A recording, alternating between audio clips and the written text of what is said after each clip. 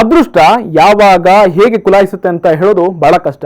ಆದ್ರೆ ಕೇಶವ್ ಶಿಂದೆ ಅನ್ನುವಂಥ ರೈತ ರಾತ್ರಿ ಕಳೆದು ಬೆಳಗಾಗೋದ್ರೊಳಗೆ ಕೋಟ್ಯಾಧಿಪತಿ ಆಗಿದ್ದಾನೆ. ಹೌದು, ತನ್ನ ಜಮೀನಲ್ಲಿರುವಂತಹ ಒಂದೇ ಒಂದು ರಕ್ತಚಂದನದ ಮರದಿಂದಲೇ ರೈತನ ಅದೃಷ್ಟ ಕೈ ಹಿಡಿದಿದೆ ಅಂದ್ರೆ ನಿಮಗೆ ನಂಬೋದಕ್ಕೂ ಕೂಡ ಕಷ್ಟವಾಗಬಹುದು. ಮಹಾರಾಷ್ಟ್ರದ ವಾರ್ಧಾ, ಯಾವತ್ಮಾಲ್, ನಾಂದೇಡ್ ಮಾರ್ಗದ ರೈಲ್ವೆ ಯೋಜನೆಗೋಸ್ಕರ ಕೇಶವ್ ಶಿಂದೆ ಜಮೀನನ್ನ ಸ್ವಾಧೀನವನ್ನ ಪಡಿಸಿಕೊಂಡು ಪರಿಹಾರ ಅಂತ ಇಂತಿಷ್ಟು ಅಂತ ಹಣವನ್ನ ಕೊಟ್ಟಿದ್ರು. ಆದ್ರೆ ರೈಲ್ವೆ ಇಲಾಖೆಯು ತನ್ನ ಜಮೀನಲ್ಲಿದ್ದಂತ 100 ವರ್ಷಕ್ಕೂ ಹಳೆಯ ರಕ್ತಚಂದನದ ಮರಕ್ಕೆ ಪರಿಹಾರದ ಹಣವನ್ನ ಕೊಡಬೇಕು ಅಂತ ಹೈಕೋರ್ಟ್ಗೆ ಮೊರೆ ಹೋಗಿದಂತಹ ರೈತನ ಅದೃಷ್ಟ ಕುಲಾಯಿಸಿದೆ.